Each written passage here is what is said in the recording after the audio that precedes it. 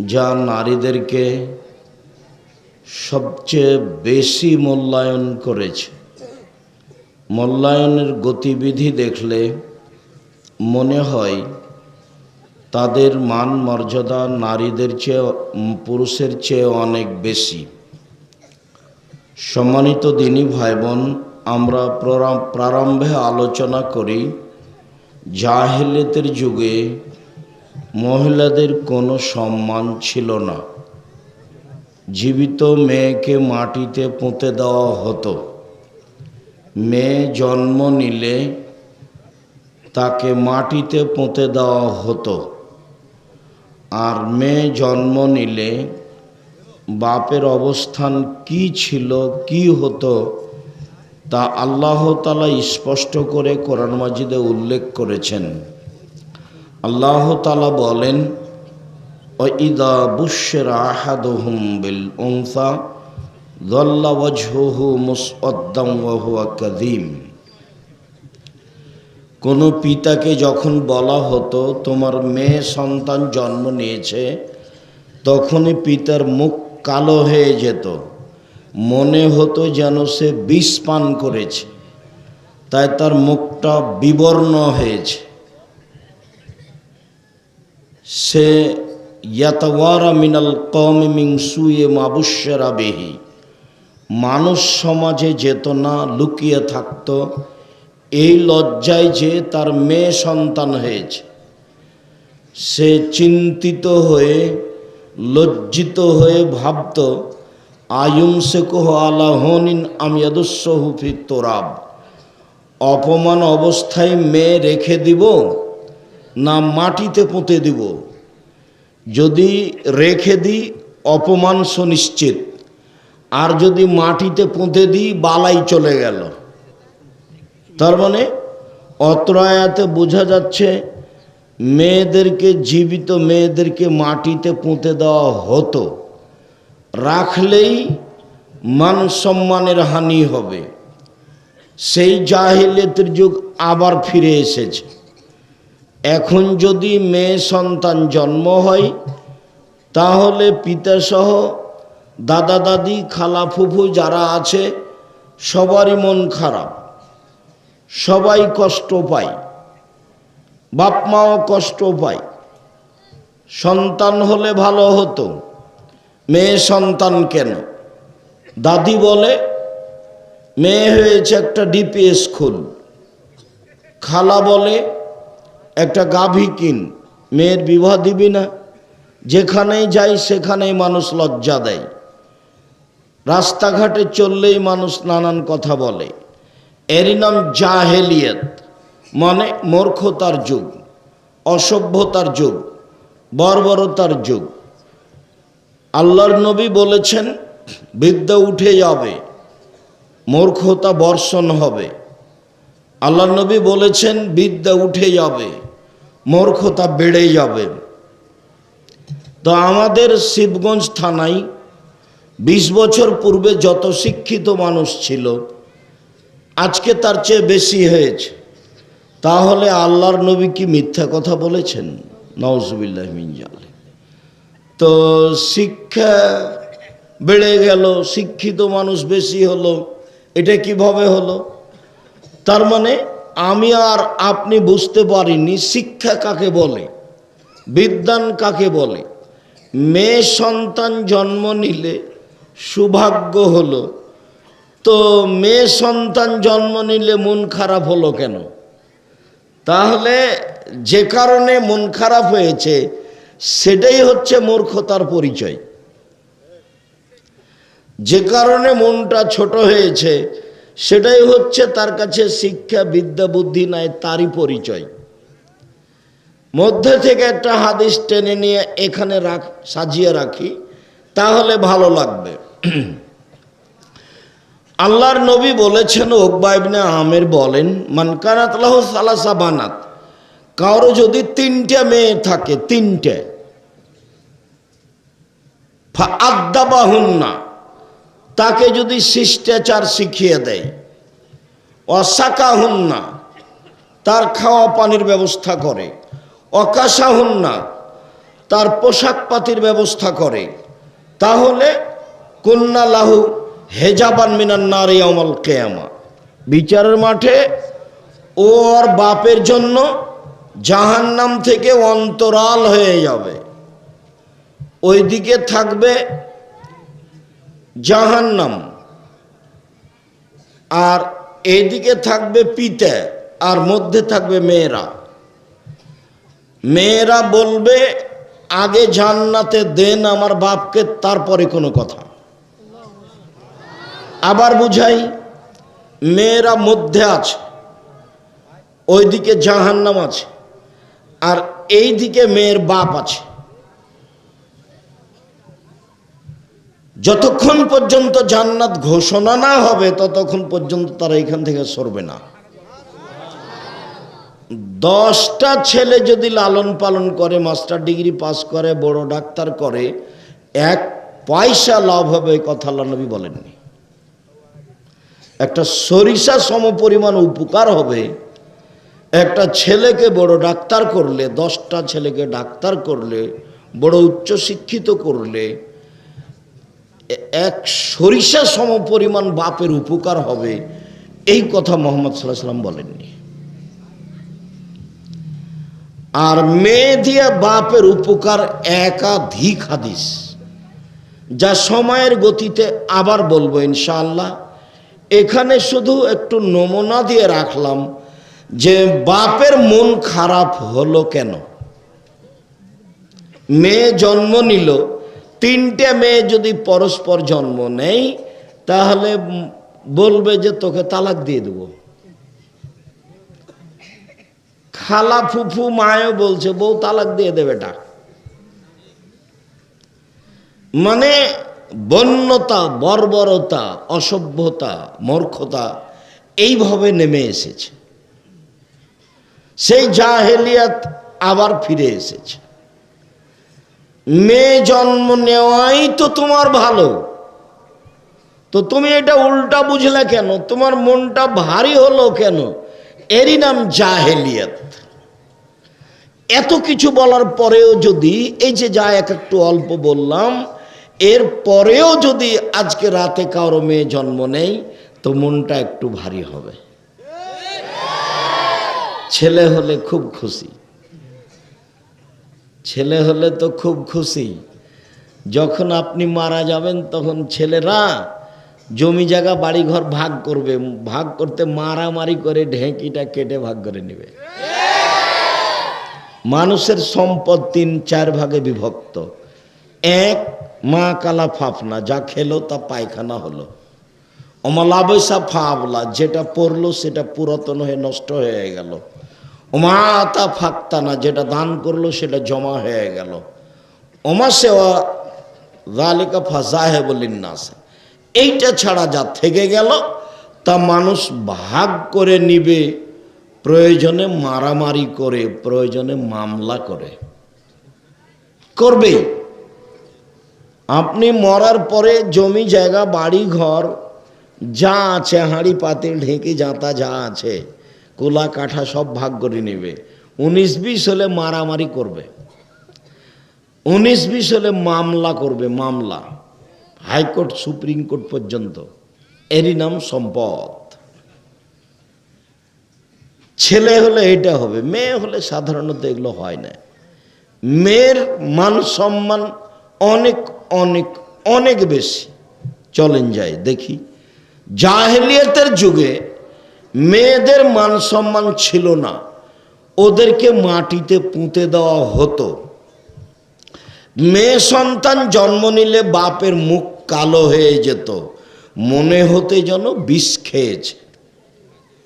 মানুষ সমাজে যেত না, লজ্জায় লুকিয়ে থাকতো, চিন্তা করতো কি করি, মেয়ে কি অপমান অবস্থায় রেখে দিব না মাটিতে পুঁতে দিব? রেখে দিলে অপমান সুনিশ্চিত। কিভাবে? সবাই বলবে তোর নাকি মেয়ে হয়েছে, বিবাহ দিবি কি করে? লজ্জা। কদিন পরে বলবে কিরে তোর মেয়েকে দেখলাম অমুক ছেলের সাথে পার্কে বসে আছে, লজ্জা। কিরে তোর মেয়ে নাকি বের হয়ে গেছে, সবাই বলা বলি করছে, লজ্জা। মানে পুরো জীবনটা লজ্জা দিয়ে ভরা। তো না রাখাই ভালো, মাটিতেই পুঁতে দিই। সবাই যদি বলে খালা ফুফু বিবাহ দিবি বেটির, কি করে? ডিপিএস খুল, একটা গাভী কিন। কয়দিন পরে বলছে তোর মেয়েকে যে অমুকের সাথে বসে থাকতে দেখলাম। আবার কেউ বলছে তোর মেয়ে নাকি বের হয়ে গেছে। আবার কেউ বলছে ছি ছি ওর মেয়েটা এত খারাপ, এমন পায়জামা পরে আছে, তার নাম স্কিন পায়জামা, অঙ্গ প্রত্যঙ্গ দেখা যাচ্ছে যাচ্ছে, লজ্জা স্থানও দেখা যাচ্ছে, তার নাম স্কিন পায়জামা, এটা পরে আছে। আবার নখ বড় আছে, নখে নেইল পালিশ আছে। তো পাশের লোকেরা নিন্দা করে মেয়েটা নাকি পরে দুনিয়ার শয়তান, স্কিন পায়জামা পরে, নখকে বড় রেখেছে, দেখেছো? নীল পালিশ দিয়েছে। নীল পালিশ দেওয়া তো ইহুদি খ্রিস্টানদের পতিতালয়ের মেয়েদের বৈশিষ্ট্য। নখে নেইল পালিশ দেওয়া ইহুদি খ্রিস্টানদের পতিতালয়ের মেয়েদের বৈশিষ্ট্য। মুসলিম মেয়েরা নখে মেহেদি দিবে, নখে তো মেহেদি দিবে দিবেই, হাতের নখেও দিবে, পায়ের নখেও দিবে, দিতে বাধ্য, দিতেই হবে। নেইল পালিশ দেয়, নখ বড় রাখে ইহুদি খ্রিস্টানদের পতিতালয়ের মেয়েরা। চাঁপাইনবাবগঞ্জের ভাষাতে নিচে নেমে যায়, তাহলে ভালো বোঝা যাবে। ইহুদি খ্রিস্টানদের বেশ্যালয়ের মেয়েরা নখ বড় রাখে, নখে নেইল পালিশ দেয়। এবার ভালো বোঝা গেছে, এটা চাঁপাইনবাবগঞ্জের ভাষা।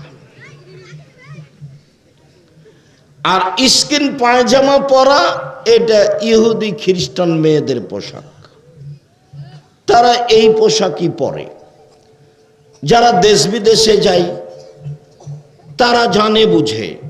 মধ্যখানে আর একটা কথা বলেনি, আল্লাহর নবী দুঃখ করে কিছু কথা বলেছেন, আফসোস করে। সেটা হলো এই, পৃথিবীর মানুষ মনে রেখো, আমার উম্মত ইহুদি খ্রিস্টানের সাথে মিলতে মিলতে, মিশতে মিশতে এমনভাবে মিশে যাবে, ডান হাতের বিঘত যেমন বাম হাতের সমান, ডান হাতের বিদ্যা যেমন বাম হাতের সমান, ডান হাতের বিঘত যেমন বাম হাতের সমান, এইটা যেমন সমান সমান, আমার উম্মত ইহুদি খ্রিস্টানদের সাথে চাল চলনে, কৃষ্টি কালচারে, আচার আচরণে, পোশাকে তাদের সাথে মিলে যাবে সমান সমান। আর একবার বলছে, শোনো, ডান পায়ের জুতা যেমন বাম পায়ের সমান, বাম পায়ের জুতা যেমন ডান পায়ের সমান, যেমন সমান সমান আমার উম্মত পুরুষ নারী ইহুদি খ্রিস্টানদের সাথে মিশে যাবে তেমন সমান সমান। এবার আল্লাহর রাসূল ভাষাগতভাবে নিচে নামতে লাগলেন। নিচে নামতে নামতে বলছেন দুঃখ করে, শোনো, আমার উম্মত তাদের সাথে মিশে যাবে এমন ভাবে, ইহুদি খ্রিস্টান যদি মায়ের সাথে জেনা করে, আমার উম্মত তো মায়ের সাথে জেনা করবে। ওগুলো হ্যাঁ করে হাসছে, তোমরা দেখো না বাচ্চা ছেলেগুলো কেন এখানে, এখানে কি হয়েছে? এই তোমরা বসো, তোমরা দাঁড়িয়ে আছো কেন?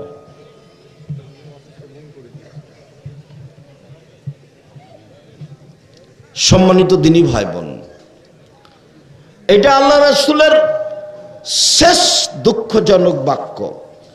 আমার উম্মত ওদের সাথে মিশে যাবে এমন ভাবে যে ওরা যদি মায়ের সাথে জেনা করে থাকে, তো আমার উম্মতও কি করবে? মায়ের সাথে জেনা করবে। কথা কি আমি বুঝাতে পেরেছি? এখানে শত হাজারো ছেলের মাথার চুল ছোট করা আছে, উপরের দিকে চুল আছে, নিচের দিকে নাই। এই বোকা ছেলে, এটা তো ব্রাজিলের খেলোয়াড়দের, ইহুদি খ্রিস্টানদের। তোমার বাপ নাই? এই বোকা ছেলে, তোমার বাপ নাই? ওটা তোমার চাচা নাকি? তোমার মাথার চুল এমন কেন? তোমার গায়ে একটা গেঞ্জি আছে, পিছন দিকে লেখা আছে 10 47, ওটা তো খেলোয়াড়দের। তোমার ওই গেঞ্জিটা যদি আমাকে দাও, আমি ওকে দিয়ে টয়লেট পেপার হিসাবে ব্যবহার করব না, পেশাব পায়খানার জন্য ব্যবহার করব না। তোমারটা গেঞ্জিটা যদি পাই, এভাবে থুথু দিয়ে ওকে এ করে মারে দেবে। বোকা ছেলে, তোমার বাপ নাই, ওটা কি তোমার চাচা নাকি? তোমার মা নাই, ওটা কি তোমার খালা নাকি? আচ্ছা ভাই, কাল থেকে তুমি বাড়িতে গিয়ে বলিও আব্দুল রাজ্জাক সাহেব বলে গেছে, আসসালামু আলাইকুম খালা, কেমন আছেন? তোমার মাকে বলিও তোমাকে খালা বলে ডাকতে বলেছে। এটা তোমার খালা নয়, এটা তোমার মা, এ কথাই ঠিক। দাঁত মেল করে হাসছো কেন বোকা ছেলে? তোমার মায়েরই তো এটা স্বভাব, তোমার মায়েরই তো নোংরা স্বভাব, তোমার মায়েরই তো ন্যাক্কারজনক স্বভাব। চলো আমাদের বাড়িতে, এসব হিসেবের দিকে আমরা করি না। তোমার মায়েরই তো নোংরা স্বভাব। শোনো, এটা তোমার মা, এ কথাই ঠিক, তোমার খালা নয়, এটাই তোমার মা, এটা তোমার ফুফু নয়। তোমার মা নয়, এটা হলো হস্তিনী মহিলা। এখানে যত ছেলের মাথার চুল এভাবে আছে, সব মাই হস্তিনী মহিলা। দেখি এমন কোন মায়ের বেটা আছে, পুরুষ আছে চাঁপাইনবাবগঞ্জে, শিবগঞ্জে, যে বলতে পারে আমার বউ হস্তিনী নয়? আপনার বউ যে হস্তিনী নয়, তো ছেলের চুল এমন কেন? আর আপনি তো তার চাচা, এ কথাই শিখ, আপনি তার সদবাপ। ফালতু কথা বলছেন, আমার ছেলের এটা হবে না, বলে রাখলাম আপনাকে। এটা আপনি তার সদবাপ, এটা আপনি তার সদবাপ, আপনি তার সদবাপ, আপনি তার কাপুরুষ বাপ। আপনাকে আমি ঘৃণা করি, আপনাকে আমি ঘৃণা করি। আপনি নিজে বিকৃত হয়েছেন, চরিত্র বিক্রি করেছেন, ছেলে মেয়েকে নষ্ট করেছেন। আপনার বিবাহ করা ঠিক হয়নি। আল্লাহ নবী বলছেন বিবাহ করলে ক্ষমতা লাগে। ক্ষমতা তিনটে জিনিসের নাম: এক মোহর, দুই শারীরিক ক্ষমতা, তিন কন্ট্রোল ক্ষমতা। পরিবার কন্ট্রোল করতে হবে। বাপ হলে পরিবার কন্ট্রোল করতে শিখতে হয়। আল্লাহ নবী বলছেন আনফিক আলা ইয়ালিক মিন তাওলিক, তুমি তোমার উপার্জিত সম্পদ তোমার ছেলে মেয়ের পিছনে খরচ করো। তারপরে বলছেন অলা তারফ আনহুম আসাকা আদাবান, শিষ্টাচারের লাঠি পরিবার থেকে উঠিয়ে নিও না, শক্তভাবে ছেলে মেয়েকে শিষ্টাচার শিখিয়ে দাও। ওই ইহুদি খ্রিস্টানদের মতো মাথার চুল ছাঁটা হলে নাম কাজ, আর নাম হারাম। এটাই হলো শিষ্টাচার, একই শিষ্টাচার বলে। ওই গেঞ্জি যাতে 10 লেখা আছে, ছেলে গায়ে দেওয়া আছে, এটাই শিষ্টাচার, একই শিষ্টাচার বলে। মেয়ের নখ বড় হয়ে আছে, এটাই শিষ্টাচার। মেয়ের নখে নেল পালিশ আছে, এটাই শিষ্টাচার। মেয়ে স্কিন পায়জামা পরে আছে, এটাই শিষ্টাচার। বাড়িটা ছবি মূর্তিতে ভর্তি আছে, এটাই শিষ্টাচার। আর একজনের কথা নিয়ে দিনরাত কাটে বাড়িতে, এটাই শিষ্টাচার। ছেলেটা টাকনোর নিচে প্যান্ট পরে আছে, এটাই শিষ্টাচার। মেয়েটা নগ্ন পোশাক পরে আছে, এখন ফ্যাশন বোরকা পরে এসেছে, এটাই শিষ্টাচার। ও কোন কাতে শুইবে, ডান কাতে না বাম কাতে, সেটা জানে না, এটাই শিষ্টাচার। জামাটার কোন হাত আগে ঢোকাবে সেটাই জানে না, এটাই শিষ্টাচার। পেশাব পায়খানাতে ঢোকার সময় ও কি দোয়া পড়বে, কোন পা আগে ঢোকাবে সেটা জানে না, এটাই শিষ্টাচার। কোন পায়ের জুতাটা আগে পড়বে সেটাই জানে না, এটাই শিষ্টাচার। কোন পাখান মসজিদে ঢোকাবে সেটাই জানে না, এটাই শিষ্টাচার। আর স্বাভাবিক গতিতে বিবাহের যে নিয়ম নীতি, সবাই মিলে গ্রামের লোক সবাই বসে ওই মেয়েটার মুখে ক্ষীর তুলে দিবে, ন্যাক্কারজনক নোংরা থোবড়া চাঁপাইনবাবগঞ্জের, এটাই শিষ্টাচার। সবাই মিলে মেয়ে দেখতে যাবে, মেয়ে দেখে টাকা দিবে, আংটি দিবে, এটাই হলো শিষ্টাচার। বউ বায়না করে সবার সামনে বউ নিয়ে এসে টাকা হাতে দিবে, এটাই হলো শিষ্টাচার। তারপরে বিবাহের যাবে ডুলি বিবি, চ্যাংড়া ছুল্লু সবাই যাবে, সেটাই হলো শিষ্টাচার। মেয়ের কাছে বিবাহ পড়াবে, সেটাই হলো শিষ্টাচার। বিবাহের পরে যখন বিবাহের আগে লোকগুলো যখন যাবে, তখন তার বিবাহ ঘেরবে, 1 গিলাসে শরবত পানি দিবে, 1 গিলাসে লবণ পানি দিবে, এটাই হলো শিষ্টাচার। প্রতারণার নাম শিষ্টাচার। প্রতারণাকে শিষ্টাচার বলে, প্রতারণাকে শিষ্টাচার বলে। ওখানে মাঝে খরচ দিতে হবে, এটাই হলো শিষ্টাচার। পান বেঁধে যেতে হবে, এটাই হলো শিষ্টাচার। ছেলের পক্ষ থেকে আপনার ক্ষীরকাঁচিতে বরহন্তাতে 4 জন গেছে, তাই বাপের পক্ষ থেকে 4 জন গেলে, মেয়ের পক্ষ থেকে 4 জন আসলে বাপের পক্ষ থেকে 8 জন যাবে, এটাই হলো শিষ্টাচার। আমাটা ব্যবহার দিতে হবে, এটাই হলো শিষ্টাচার। ফার্নিচার মেয়ের বাপকে দিতে হবে, এটাই হলো শিষ্টাচার। মেয়ের বাপকে সাইকেল দিতে হবে, মোটর সাইকেল দিতে হবে, টাকা পয়সা দিতে হবে, এটাই হলো শিষ্টাচার। আমি আব্দুর রাজ্জাক বিন ইউসুফ, চাঁপাইনবাবগঞ্জের মানুষ, তোমার বাড়ির মানুষ। চাঁপাইনবাবগঞ্জে যত মহিলা পুরুষ আছে সবার উচিত আব্দুর রাজ্জাক বিন ইউসুফ তার বাড়ির মানুষ, তার সাথে অন্তত ধর্মীয় ব্যাপারে পরামর্শ করবে।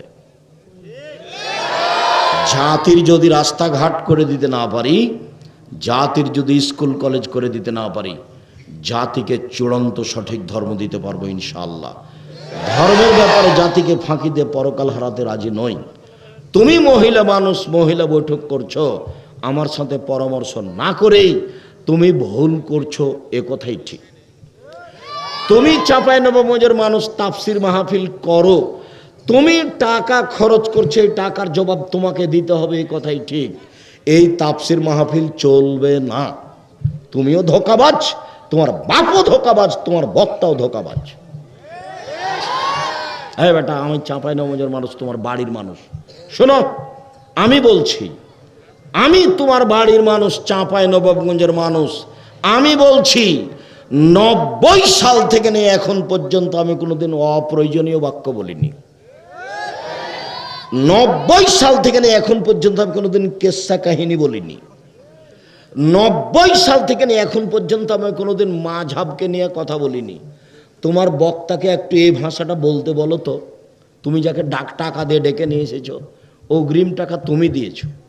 তুমি তাফসির মাহফিল নামে সম্মেলন করেছো, তুমি এত নাম্বার থেকে এত নাম্বার আয়াত তাফসির করতে দিয়েছো।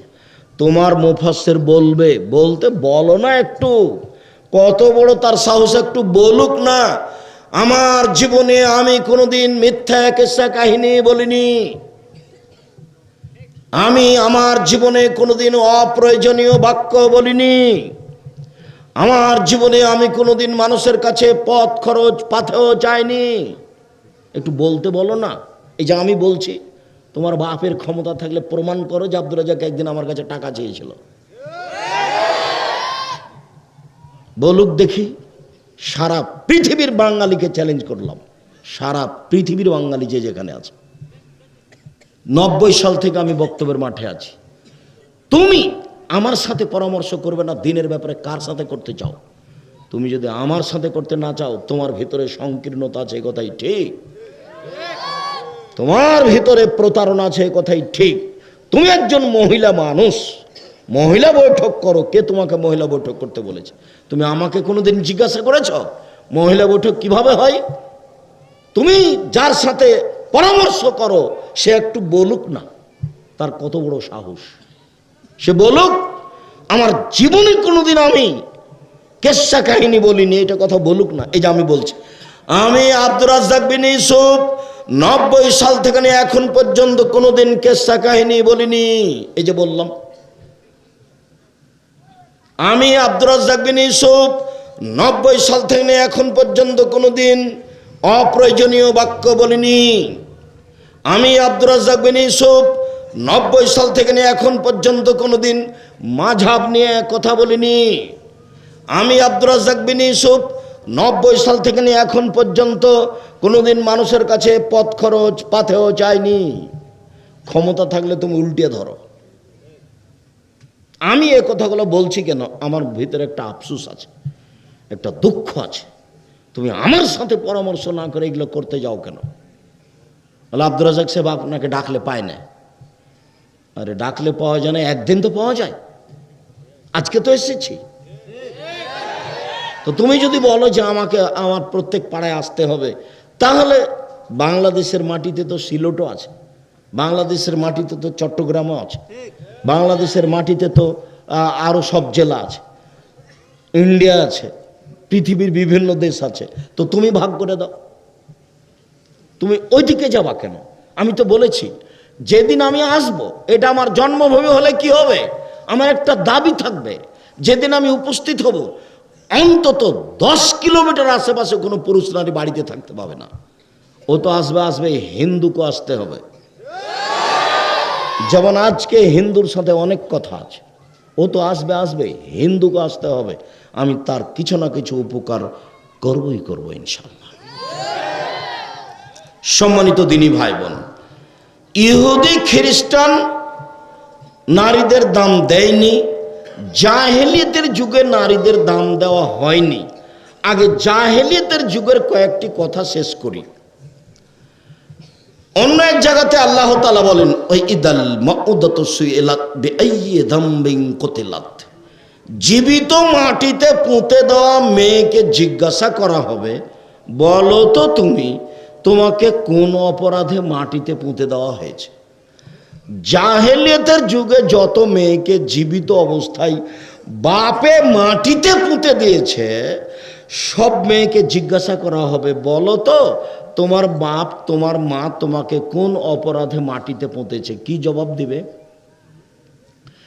মুগিরা ইবনে শুবা রাদিয়াল্লাহু তাআলা আনহু বলেন, আল্লাহর নবী বললেন, পৃথিবীর মানুষ শুনে রেখো, ইন্নাল্লাহ হারামা উকুকাল উম্মাহাত, আল্লাহ তাআলা চিরদিনের জন্য বাপ মায়ের অবাধ্য চলাকে হারাম করেছেন। 2 ওয়াদাল বানাত, আল্লাহ তাআলা মেয়েদেরকে মাটিতে পুঁতে দেওয়া চিরদিনের জন্য হারাম করেছেন।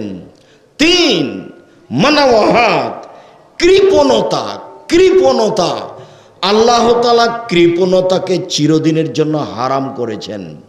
1 মায়ের অবাধ্য চলা চিরদিনের জন্য হারাম।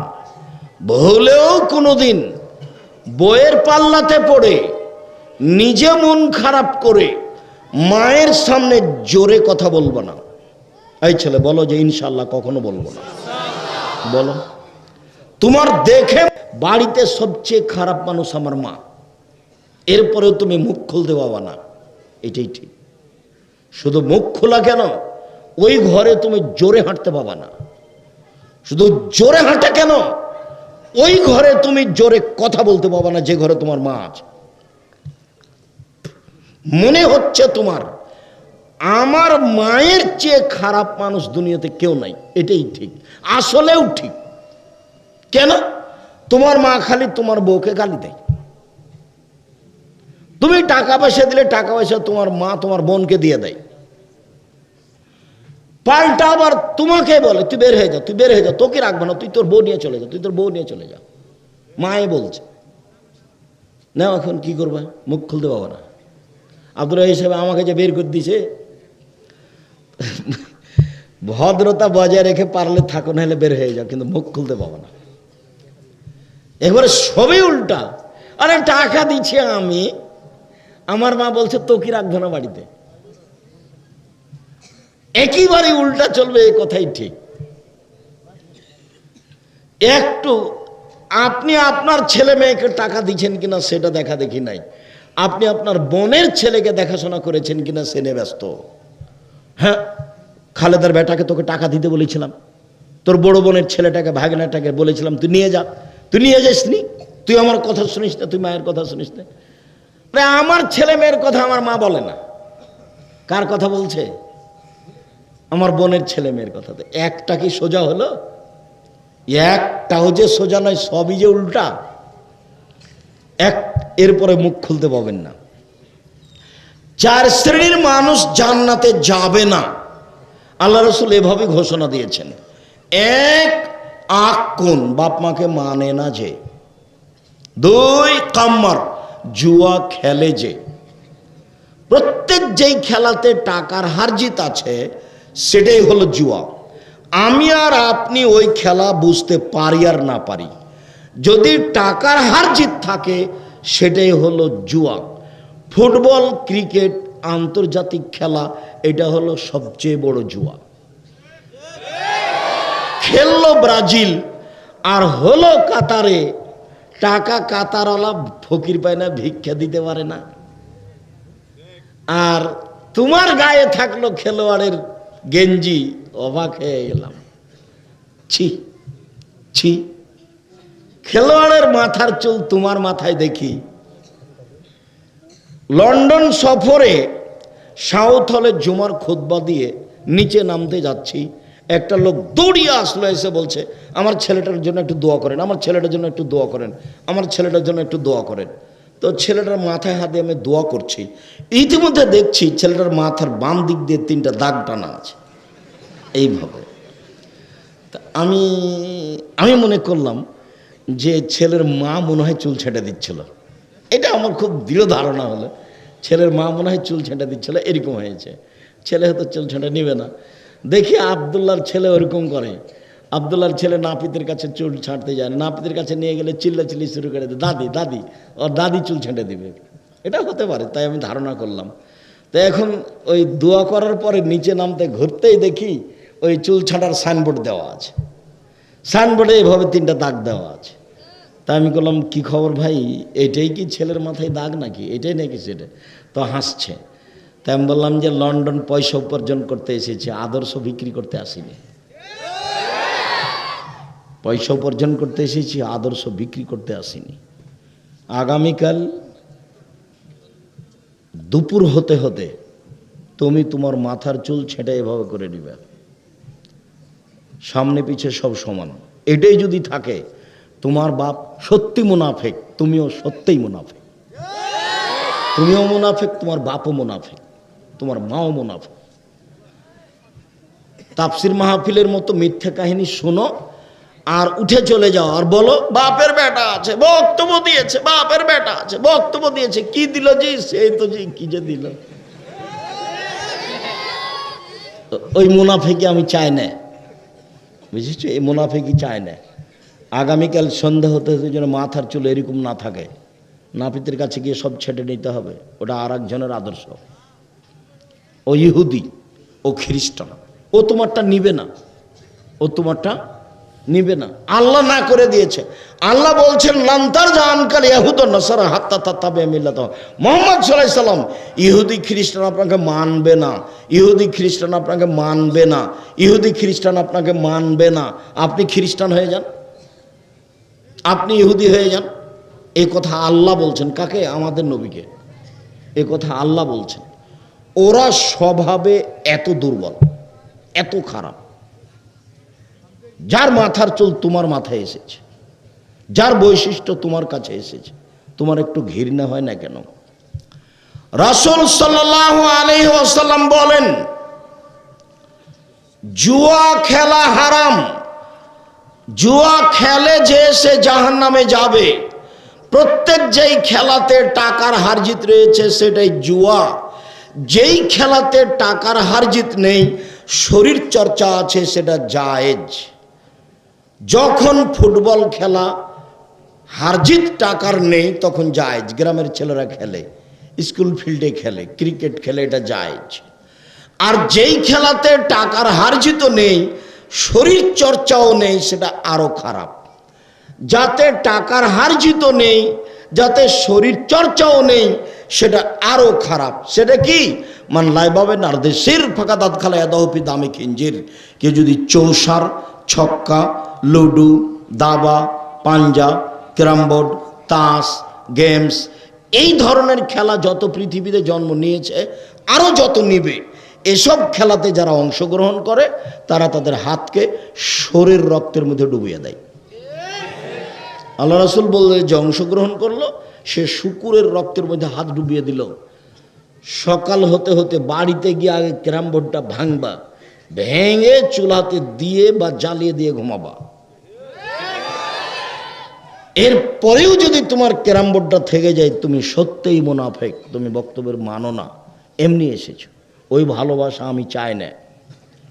তোমার ওই নকল মিথ্যা ভালোবাসা দিয়ে আমাকে সম্মান করতে হবে, এটা আমার প্রয়োজন নেই। তোমার এখানে আমি টাকা নিয়ে বক্তব্য দিতে আসিনি, তোমার পরিবর্তনের জন্য আমি এসেছি, এটাই আমার লক্ষ্য উদ্দেশ্য। 4 শ্রেণীর মানুষ জান্নাতে যাবে না। 1, বাপ মাকে মানে না যে। 2, জুয়া খেলে যে। 3, খোটা দেয় যে। 4, নিয়মিত বিড়ি, তামাক, জর্দা, সিগারেট, গুল, নেশাদার দ্রব্য খায়, পান করে যে। এরা জান্নাতে যাবে না, এখান থেকে ফিরতেই হবে যে কোনো মূল্যে। বলছিলাম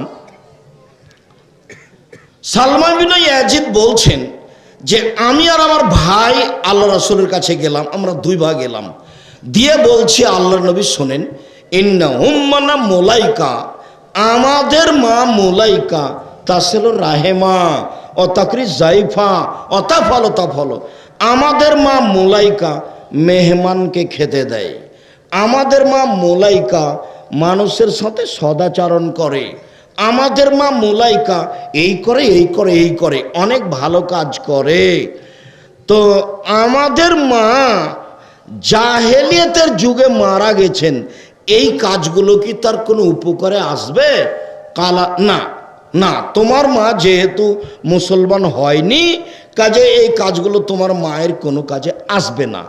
আচ্ছা ঠিক আছে আল্লাহর নবী, ইন্না উম্মানা মুলাইকা, আমাদের মা মুলাইকা ওয়াদাত উখতাল্লানা, আমাদের একটা বোনকে মাটিতে পুঁতে দিয়েছিল। তো হাল যালিকা নাফিউল্লাহ, এইটা কি আমার মায়ের কোনো উপকারে আসবে? তখন আল্লাহ রাসূল উত্তরে বললেন, আল ওয়াদাতুল মাউদাতু ফিন্নারে, যে মাটিতে পুঁতেছে, আল ওয়াদাতুল মাউদাতু ফিন্নারে, যে মাটিতে পুঁতেছে আর যাকে পুঁতে দেওয়া হয়েছে সবাই জাহান্নামে যাবে। ওর মা জাহেলিয়াতের যুগে তার একটা বোনকে, জীবিত বোনকে মাটিতে পুঁতে দিয়েছে, জাহেলিয়াতের যুগের কথা চলছে।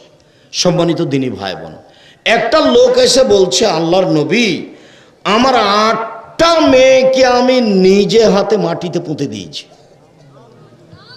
তাহলে এতে বোঝা যাচ্ছে যে জাহেলিয়াতের যুগে মানুষ তার মেয়েকে কি করত? মাটিতে পুঁতে দিত। একটা লোক ইসলাম গ্রহণ করার পরে বলছে, আল্লাহ রাসূল আমার কাছে 10 জন মহিলা আছে আমার অধীনে, আমার 10 জন বউ। তা আল্লাহ রাসূল বললেন 4 জন রেখে বাকি তালাক দিয়ে দাও। তাহলে বোঝা যাচ্ছে জাহেলিয়াতের যুগে মেয়েদের বিবাহের ব্যাপারে কোনো নিয়ম কানুন ছিল না। একজন এসে বলছে, আল্লাহ নবী 2 বোন আমার বউ হিসাবে আছে, ওরা নিজ 2 বোন, ওরা নিজ 2 বোন আমার বউ হিসাবে আছে।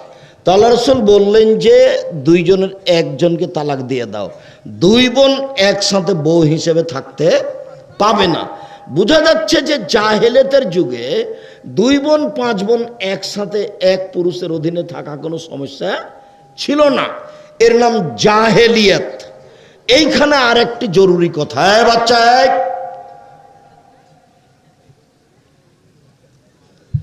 এখন স্বামী মারা গেলে কয় মাস মেয়েদের থাকতে হয় বিবাহ বসতে পাবে না?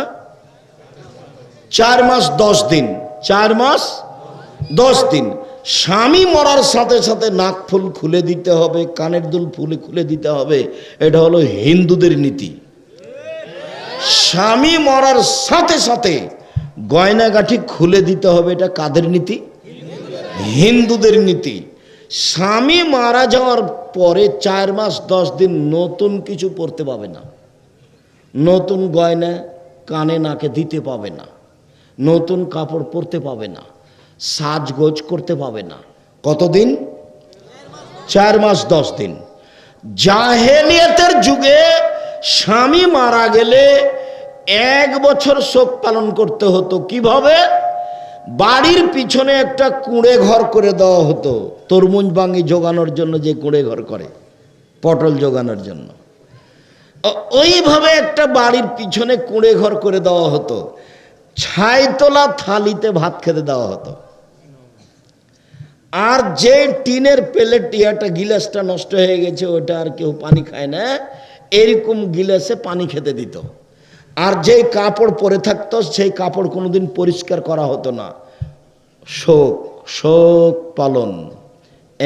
এক, বাড়ির পিছনে কুঁড়ে ঘরে। 2, ময়লাযুক্ত কাপড়ে। 3, ছাইতলা থালিতে ভাত। 4, ময়লাযুক্ত ভাঙা টিনের প্লেটে গিলাস পানি, অন্য কেউ সেটা স্পর্শ করবে না। ওর স্বামী মারা গেছে, ওটা আইনি, ওখানে কেউ যায় না, স্বামীকেও খেয়ে নিয়েছে, আর সব কিছু ভিন্ন করে দাও। কতদিন? 1 বছর।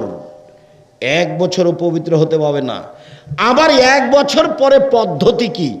গাধা অথবা উটের গোবর মাথায় মাখতে হবে। গাধা বা উটের গায়ের সাথে লজ্জাস্থানকে ঘষতে হবে, তারপরে পবিত্র হবে। এর নাম জাহেলিয়াত। এর নাম জাহেলিয়াত। মুহাম্মদ সাল্লাল্লাহু আলাইহি সাল্লাম বললেন, নাকের ফুল, নাকের দুল, কানে যা আছে, দামি কোটি টাকা দামের শাড়ি পরে আছে, ওইভাবেই থাকবে। স্বামী মরে গেছে তাতে কি হবে? সুন্দর ঝকঝকে হয়ে থাকবে, ময়লা কাপড় পরতে হবে না। নিরাপদ স্থানে, যদি স্বামীর বাড়ি নিরাপদ না হয়, যেখানে নিরাপদ আছে সেখানে চলে যাবে। যে কোনো অনুষ্ঠানে যেতে পাবে না, ইচ্ছে হলে এখানে সেখানে যেতে পাবে না, নতুন কাপড় পরতে পাবে না, নতুন গয়না পরতে পাবে না। কতদিন? 4 মাস 10 দিন। তো ওইটা কি ছিল, এটা কি ছিল? এর নাম জাহেলিয়াত। এর নাম জাহেলিয়াত। তো মহিলাদের দাম জাহেলিয়াতের যুগে ছিল কি? ছিল না। স্বামী মারা গেলে কত তার পদ্ধতি। এই তো হিন্দুরা কি করলো, স্বামী মারা গেলে ওর স্বামীকে আগুন দিয়ে জ্বালিয়ে দিবে, বউটাকে কি করবে? আগুন দিয়ে জ্বালিয়ে দিবে। তার নাম ছিল সতীদাহ প্রথা। আরো কত কি এখনো আছে, যার স্বামী মারা গেছে তার খোঁজ নিয়ে দেখেন, ওদের বিধিবিধান দেখেন। মহিলাদের এবারে 5 পয়সা দাম দেয়নি। আরো হিন্দুরা যেটা সবচেয়ে মেয়েদের ক্ষতি করেছে, সেটা হলো বাপের জমি জায়গা দিবে না, 1 শতক দিবে না, ডিহিতে উঠতে দিবে না। বিবাহ দিয়ে দিয়েছি, চলে গেছিস, তুই যা, আর এখানে আসতে পাবি না। এত নোংরামি মুসলমানের সাথে করা হয়েছে। বাপের জমি ভাগ করে নিবে, 15 শতক জমি আছে, 5 শতক নিয়ে নিবে। তো কম হলো যে আব্দুল রাজ্জাক সাহেব? আরে কম হবে কেন? ওর স্বামী যে ওর বাপের 10 শতক পেয়েছে, ওর স্বামীর বোন ওর বাপের কয় শতক পেয়েছে? 5 শতক পেয়েছে। ওর স্বামী নিয়ে এসে ওর বাপের 10 শতক, আর এ গেছে তার বাপের 10 শতক, 5 শতক নিয়ে, যে 15 হয়ে গেছে। তো ওখানে থাকলো 15 হয়ে গেল, এখানেও 15 থাকলো, কম হলো কোথায়? এরপরও ভাইয়ের বেশি, এই জন্য সব আত্মীয় স্বজন ভাইয়ের বাড়ি বেড়াতে আসবে। বাপের যত আত্মীয় স্বজন আছে, মায়ের যত আত্মীয় স্বজন আছে, এখনই যদি মেয়েটার স্বামী মারা যায়, মেয়েটা কোথায় আসবে? ভাইয়ের কাছে আসবে। এখনই যদি ওকে তালাক দিয়ে দেয়, তো এই বিবাহদারের জিম্মেদারি কে? কার? ওর ভাই। আর ভাইকে অভিভাবক হতে হবে। লানিকাহিল্লাবে ওলিন, বাপ ছাড়া বিবাহ নেই। উকিল বাপ হারাম, উকিল বাপ হারাম। জ্যাঠও উকিল হতে পাবে না, চাচা উকিল হতে পাবে না, দাদা উকিল হতে পাবে না। চিরদিনের জন্য উকিল বাপ হারাম। তো বাপ নাই যে, বলে ওর ভাই। বাপ নাই যে, তোর চাচা। তোর চাচা যে নাই, তোর ভাই। ওর ভাইও নাই, তাহলে গ্রামের দায়িত্বশীল কেউ, তাহলে ওর ভাই হলো তার অভিভাবক। এই জন্য তার কাছে সম্পদ বেশি থাকতে পারে। মহিলাদের দাম জাহেলিয়াতের যুগে দেওয়া হয়নি, হিন্দুরাও মহিলাদের দাম দেয়নি। এবার চলেন ইহুদি খ্রিস্টানের কথা বলার পরে ধারাবাহিকভাবে মহিলাদের দাম আমি দেখাবো, যা মুহাম্মদ সাল্লাল্লাহু আলাইহি ওয়াসাল্লাম দিয়েছেন। মহিলারা তো বুঝে না, ঢং ঢং করে ল্যাংটা হয়ে ঘুরে বেড়াচ্ছে, এখানে চলে যাচ্ছে, ওখানে চলে যাচ্ছে। চাঁপাইনবাবগঞ্জ বাজার করতে যায়, ওর স্বামী মরে গেছে সেই জন্য যায়। ওর স্বামী মরে গেছে, দেবর নাই, ভাসুর নাই। কই, আমরা তো একদিনও বাজারে যাই না, বেঁচে আছি তো। আমার জীবনে আমি কোনোদিন চায়ের স্টলে বসিনি, না ছাত্র জীবনে না শিক্ষক জীবনে। জামিয়া সালাফিয়া বিশাল প্রতিষ্ঠান, কেন যে যান না বেড়াতে আমি বুঝতে পারি না। জামিয়া সালাফিয়া আপনার প্রতিষ্ঠান, চাঁপাইনবাবগঞ্জের লোকের প্রতিষ্ঠান। সারা পুরো চাঁপাইনবাবগঞ্জ বলবে জামিয়া সালাফিয়া আমার প্রতিষ্ঠান। বিশাল প্রতিষ্ঠান, 5000 ছেলে মেয়ে পড়াশোনা করে, 5000। 410 জন এতিম আছে, 300 জন শিক্ষক শিক্ষিকা আছেন, 300 জন। সৌদি আরবের শিক্ষক আছে, ইন্ডিয়ার শিক্ষক আছে, বাংলাদেশের শিক্ষক আছে। রান্নায় হয় 3 ভাবে, সৌদি আরবের জন্য ভিন্ন ভিন্ন বাবুর্চি, 4 জন খালি খাদেম, ওর বাবুর্চি ভিন্ন। ইন্ডিয়ানদের জন্য ভিন্ন, দেশিদের জন্য, আমাদের জন্য ভিন্ন। আমরা গরিব মানুষ, আমাদের অতি চলে। ইন্ডিয়ান যারা তারাও দামি, যারা সৌদি আরবের তারাও দামি। আমি খালি যা সালাম দিই। আর আমি তো আপনাদের প্রতিষ্ঠানে খেলে আপনারা তো আমার কাছে টাকা নেবেন, সেই জন্য আমি খাই না। জামিয়া সালাফিয়া যদি আমি এক একদিন খাই তাহলে আমি কি করেছি? টাকা দিয়ে দিয়েছি। আমি জামিয়া সালাফের কাছে ঋণী হতে রাজি নই। জামিয়া সালাফে প্রতি মাসে বেতন লাগে 32 লক্ষ। এক মাসের বেতন দিয়ে কয়েকটা প্রতিষ্ঠান চলবে সারা বছর। রমজানে 48 লক্ষ, কুরবানিতে 48 লক্ষ টাকা বেতন লাগে, 32 লক্ষ টাকা বেতন লাগে। আবার যেটা আব্দুল্লাহর পরিকল্পনা, হঠাৎ একদিন দেখছি গাড়ির গায়ে লেখা আছে আর দাওয়াইল আল্লাহ। তাই আমি বললাম, আব্বু আর দাওয়াইল আল্লাহ কী জিনিস? আমি যে বুঝলাম না। আব্বু, আপনাকে তো আমি 30 বছর যাবৎ বক্তব্য দিতে দেখলাম, আর আমিও পৃথিবীর বিভিন্ন দেশ ঘুরলাম, তাতে আমি বুঝলাম ইহুদি খ্রিস্টানরা বিদ্যার বুদ্ধি বেচে খায়। ইহুদি খ্রিস্টান কি বেচে খায়? বুদ্ধি আর বিদ্যা বেচে খায়। পদ্মা সেতু ওরা করলো, ওরা হলো ম্যানেজার, আর ওরাই হলো হেডমাস্টার, আমরাই হলাম কামলা। এইটা কিভাবে বন্ধ করা যায়, তাই সূচনায় হাত দিয়েছি। সারা দেশ জুড়ে মক্তব চালু করবো ইনশাআল্লাহ। সারা দেশ জুড়ে সূচনাতে বিদ্যা শিখাবো তাকে, যাতে ও নিজেকে চিনতে পারে। সেই সুবাদে প্রায় 350-400 মক্তব চলছে এবং দেশ জুড়ে মক্তব চালু করবে ইনশাআল্লাহ। তার জন্য জীবন বাজি রেখে চেষ্টা চালাচ্ছে।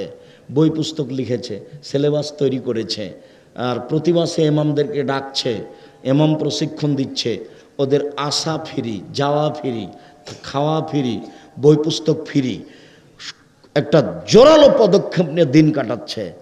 ওটা আপনাদের ছেলে, আপনাদের ভাই, ওকে পরামর্শ দিতে হবে, ওর সাথে থাকতে হবে। টাকা দিয়ে হোক, মুখে হোক, কলা কৌশল দিয়ে হোক, সারা দেশ জুড়ে মক্তব চালু করতে হবে। আমি বললাম, আব্বু তোমার পরিকল্পনা ঠিক, আমরা আন্তরিকভাবে তোমাদের সাথে আছি, তোমরা কাজ করো ইনশাআল্লাহ। সম্মানিত দিনী ভাই বোন, বলছিলাম ইহুদি খ্রিস্টান মেয়েদের দাম দেয়নি। ওদের একটা স্বভাব শোনাই আপনাকে। ইহুদি খ্রিস্টান মানে হলো এই যে মেয়েরা যুবতী হলে তার সাথে জেনা করতে হবে, থাকতে হবে, জেনা করতে হবে। 30, 40, 50 বছর হলে কোনো জায়গাতে বিবাহ হবে, 2-4-5টা ছেলে মেয়ে হবে। তারপর একটু বয়স বেশি হয়ে গেলে বাপ মা কোথায় চলে যাবে? বৃদ্ধাশ্রমাগারে যাবে। বাপ মা কোথায় যাবে? বৃদ্ধাশ্রমাগারে যাবে। যখন তারা যুবক যুবতী, তখন কিভাবে দিন কাটবে? জেনায়। তখন তারা জেনায় দিন কাটাবে। জেনা পাপের কাজ নয়, জেনা পাপের কাজ নয়। আর যখন 40-50 হয়ে যাবে বয়স, তখন বিবাহতে যাবে। বিবাহ যাওয়ার পরে যখন 3-4টা ছেলে মেয়ে হয়ে যাবে, তখন বাপ মা কোথায় যাবে? বৃদ্ধাশ্রমাগারে যাবে। কোনো ছেলে বাপ মাকে দেখে না, ওই নিয়মই নাই। একেবারে গরু ছাগলের মতো। বুঝেও বুঝে না ওরা অন্তর আছে, বুঝে না। দেখেও দেখে না ওরা চক্ষু আছে, দেখে না। শোনেও শোনে না ওরা কান আছে, শোনে না। উলায়েকা কালানাম, তারা পশু প্রাণীর মতো, তারা গরু ছাগলের মতো, তারা কুকুর স্ত্রীর মতো। বালহুমাজাল, বরং তার চেয়ে খারাপ। মানুষই কুকুর স্ত্রীর চেয়ে খারাপ, এ কথা আল্লাহ বলেন। মানুষই পশু প্রাণীর চেয়ে খারাপ, এ কথা আল্লাহ বলেন। ইহুদি খ্রিস্টান মেয়েদের দাম দেয়নি।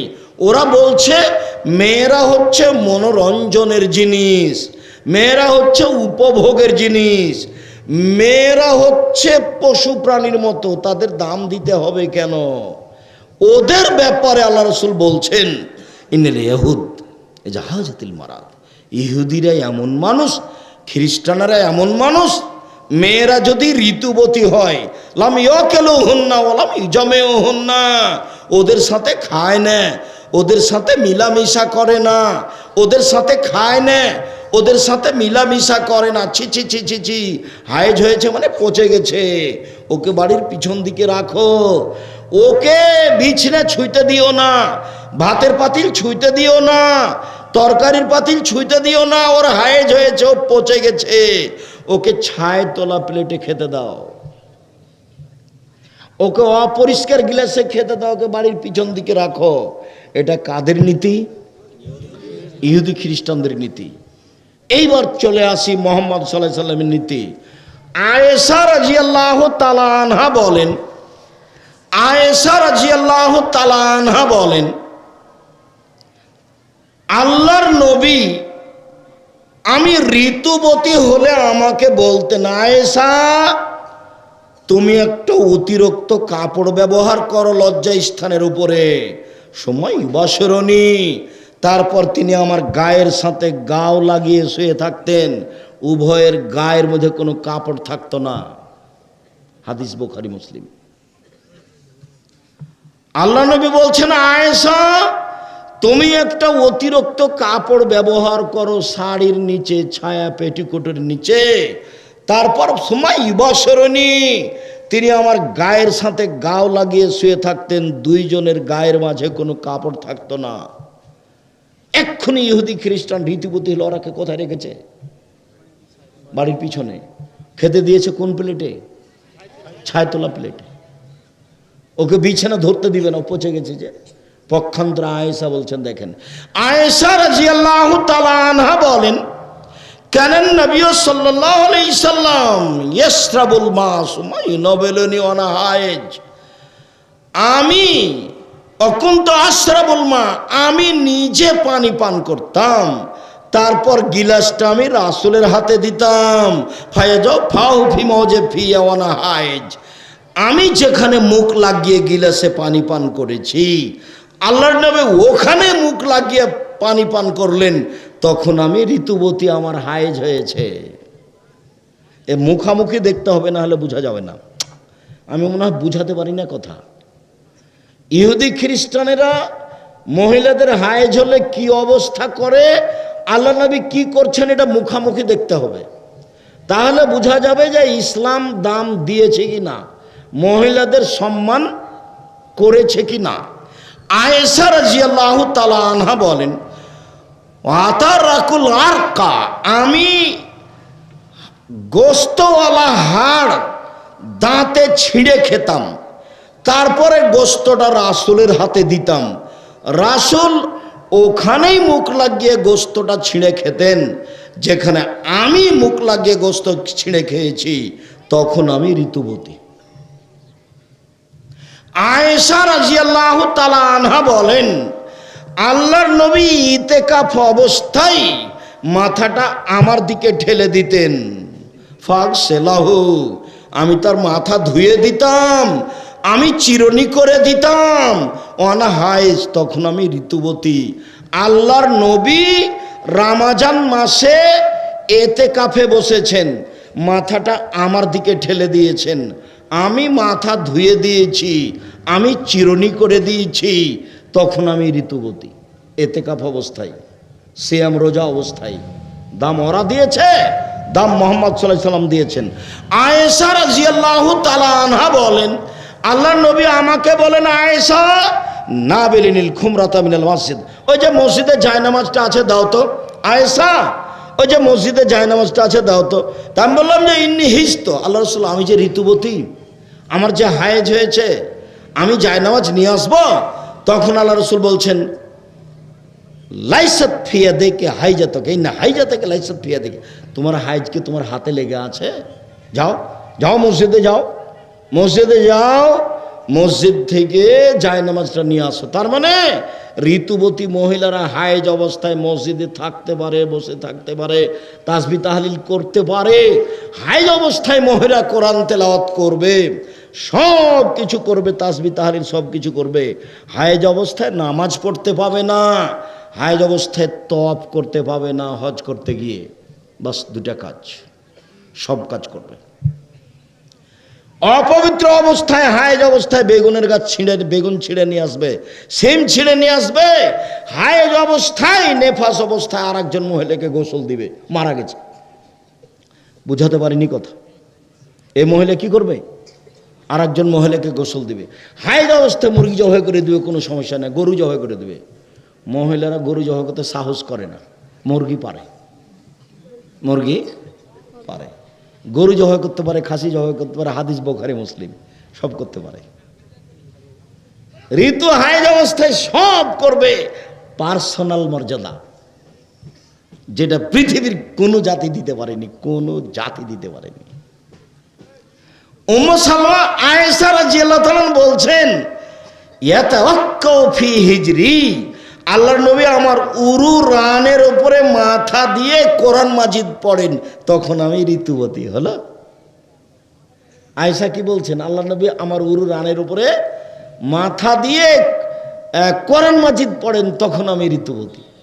উম্মু সালমা রাদিয়াল্লাহু তাআলা আনহা বলেন, এখন চাদরের অর্ধেক আমার গায়ে আর অর্ধেক মুহাম্মদ সাল্লাল্লাহু আলাইহি সাল্লামের গায়ে, ওই অর্ধেক চাদর গায়ে দিয়ে তিনি সালাত আদায় করেন, তখন আমি ঋতুবতী। নিচে নামতে নামতে কোথায় চলে আসলেন? পক্ষান্তরে ইহুদি খ্রিস্টান বাড়িতে রাখবে না, কোথায় রেখেছে? বাড়ির পিছন দিকে। ওকে বিছানায় আসতে দিবে না, পৌঁছে গেছে যে। বাড়ির কোনো প্লেটে তাকে হাত দিতে দিবে না। সম্মানিত দিনী ভাই বোন, চলেন এবার মহিলাদের বাস্তব মান মর্যাদা দেখি, যা রাসূল সাল্লাল্লাহু আলাইহি সাল্লাম উল্লেখ করেছেন। মধ্যখানে একটা কথা, আচ্ছা যাক, লম্বা আলোচনা হয়ে যাবে, সময় অনেক শেষে আসছে, অনেক পরে এসেছি। আমি মনে করছিলাম যে 10টায় আসবো, কিভাবে দেরি হয়ে গেল। আর শেখ আব্দুর রহমান সাহেব আদায়ও করছিলেন, প্রতিষ্ঠানের প্রয়োজনও মনে হয়, প্রতিষ্ঠানের হিসাবে আদায় করতে হবে, এ কথাই ঠিক।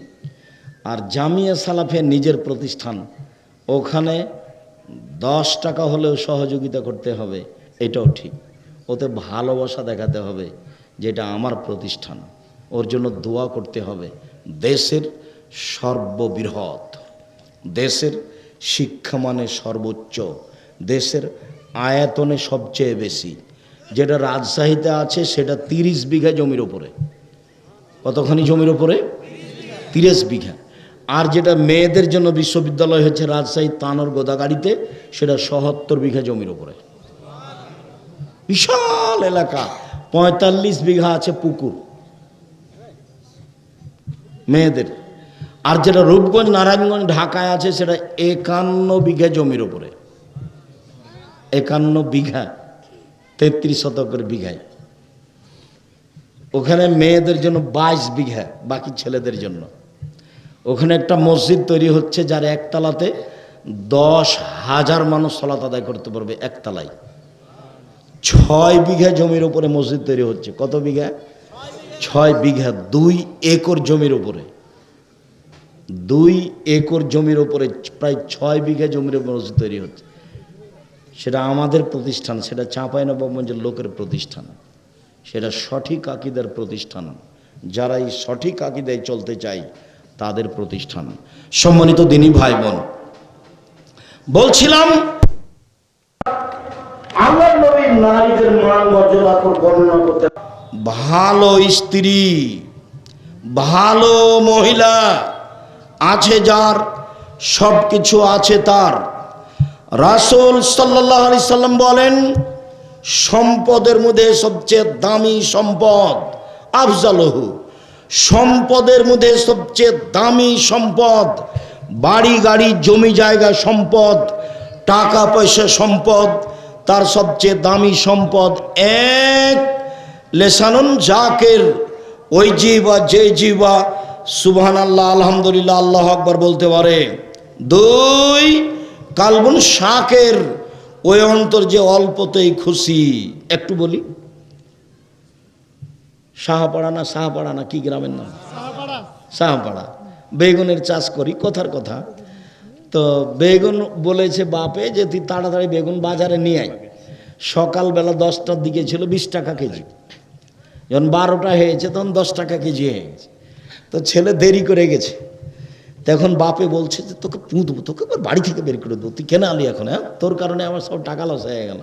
এই যে বাপে খেপছে, খালি 7 দিন খালি ও কথাই বলছে, একবারও বলে না যাক বেটা যা হয়েছে হয়েছে, আলহামদুলিল্লাহ, যা হয়েছে হয়েছে, চিন্তার কিছু নাই, যাক গে তুই আগে আসতে বলে 20 টাকা বিক্রি হতো, পরে 10 টাকা হয়েছে, এটা আলহামদুলিল্লাহ।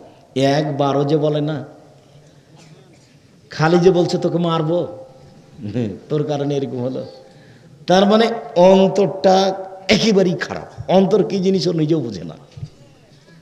3, জাওজাতুন মুমিনাতুন তুইনু জাওজাহা আলা দীনিহি, ওই মহিলাও দামি সম্পদ যে তার স্বামীকে দিনের উপরে সহযোগিতা করতে পারে। ওই মহিলাও দামি সম্পদ যে তার স্বামীকে দিনের উপরে সহযোগিতা করতে পারে। দামি সম্পদ মহিলা কে? যে তার স্বামীকে দিনের উপরে সহযোগিতা করতে পারে। এক, এত দীর্ঘ সময় দোকানে বসে থাকেন কেন?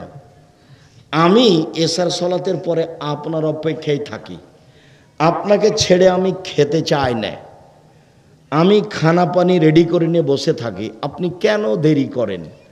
দোকানে বসে থাকলে আরও 5 জন বসে থাকে, বদনাম হয়, ল্যাংটা মেয়ে নাচে, চোখের জেনা হয়, আপনি কেন থাকেন? এটা হলো দিনের উপরে সহযোগিতা। 2, আজান হয়েছে, উঠেন, সলাত আদায় করেন, এই যে পানি, এই যে ব্রাশ, এই যে পেস্ট, সব কিছু রেডি। আয়েশা রাদিয়াল্লাহু আনহা রেডি করতেন, উঠেন, অজু করেন, মসজিদে যান। 3, বুঝলাম না ব্যাপারটা কি? হাই স্কুলের মাস্টার আপনি, সকালে টাকা নিয়ে যাননি, আর ফেরার সময়তে শাহপাড়া বাজার থেকে মাছ কিনে নিয়ে আসলেন, সবচেয়ে বড় মানে নিশ্চিত আপনি ছেলেদের ফর্ম ফলাবে টাকা নিয়ে নিয়েছেন। আপনি এই মাছ কিনলেন কি করে? এদিকে দেখেন, আমি হচ্ছি কানসাটের গ্রামের মেয়ে, লবণ ভাতে খুশি, আপনার সামনে মাছটা আমি মাটিতে পুঁতে দিলাম। জীবনে কোনোদিন 2টা কাজ আপনার সামনে আমার থাকবে না। এক, কোনোদিন অভিমান পেশ করব না। অভিমান কি জিনিস? কুরবানিতে নতুন শাড়ি দিতে হবে, এরই নাম অভিমান। অভিমান করব না। ঘন ঘন বাপের বাড়ি যেতে দিতে হবে, এরই নাম অভিমান। অভিমান করব না। সময়ে সময়ে বাজারে যেতে দিতে হবে, অভিমান করব না। ছোট ভাইয়ের বিবাহ লেগেছে, যেতে হবে আমাকে, আমি ডুলি বিবিতে যাব, অভিমান করব না। কোনো প্রকার অভিমান আমার থাকবে না, আমি গ্রামের মেয়ে। 2, কোনোদিন প্রতিবাদ করব না। প্রতিবাদ, আপনি আমার মাকে গালি দিলেন কেন? আপনি এইভাবে কথা বললেন কেন? এরই নাম প্রতিবাদ। মহিলারা যদি অভিমান করে আর প্রতিবাদ করে, তাহলে সংসার ভেঙে যাবে।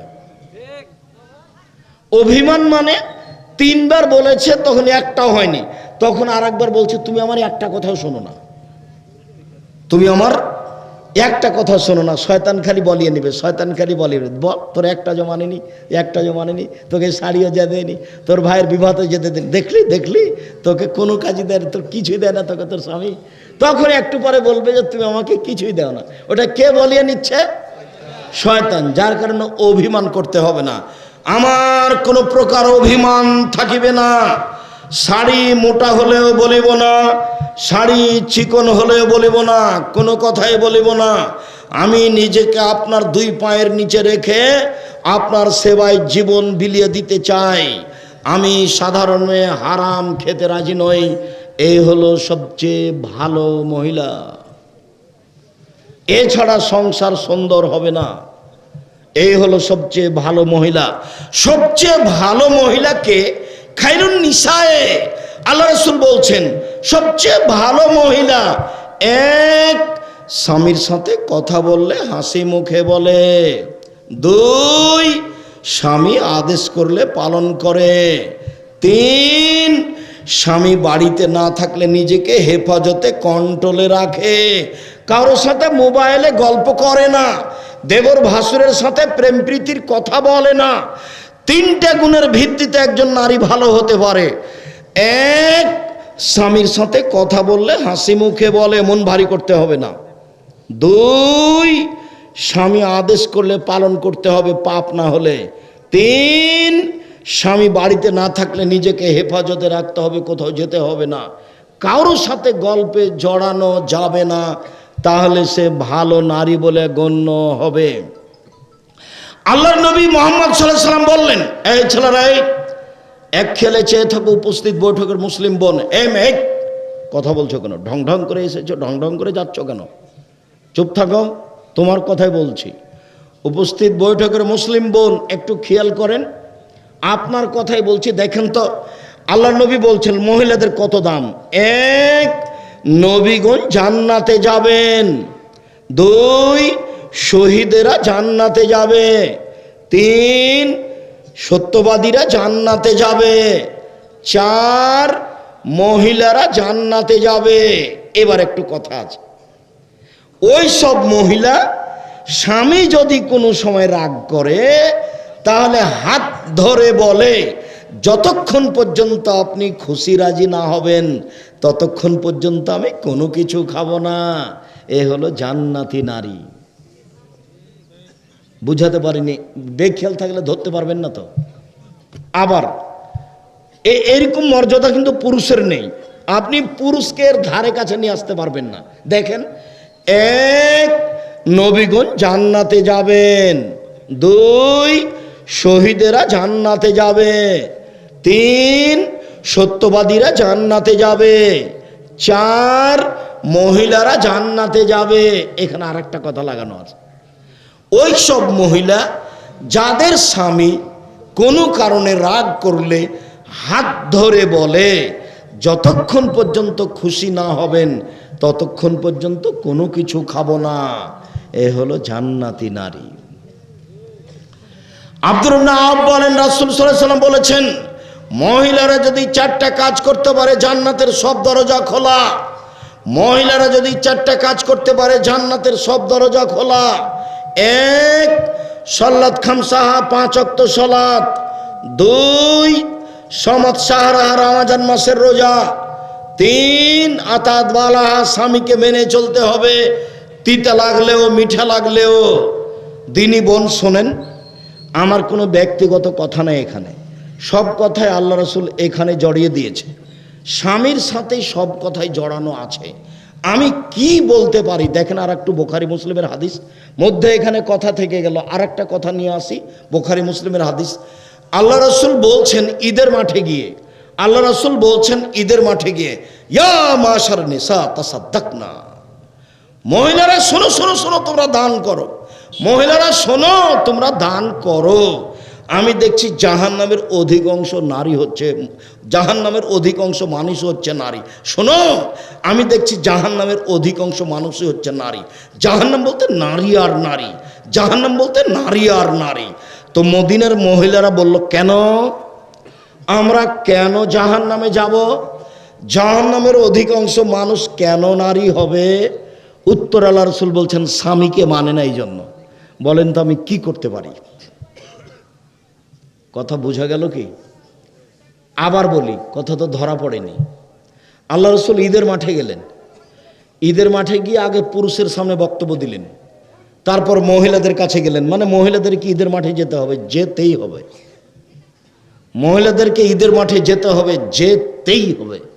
ওরা জুমা মসজিদে এমামতি করে সলাত আদায় করলে সলাত বাতিল হবে, এটা বিদআত। পুরুষ এমাম দিয়ে মসজিদে মহিলারা সলাত আদায় করে নেবে, এটাও চলবে না। মহিলাদেরকে কোথায় যেতে হবে? ঈদের মাঠে যেতে হবে। এখন মহিলাদের সামনে গিয়ে বলছেন, এই শোনো মহিলারা শোনো, জাহান্নামে শুধু নারী আর নারী যাবে। জাহান্নাম বলতে নারী আর নারী, জাহান্নামের অধিকাংশ মানুষই নারী। এই পর্যন্ত বলতে মদিনার মহিলারা কি বললেন? কেন কেন যেতে হবে? বোঝা গেল না কথা? মদিনার মহিলারা কি বলল?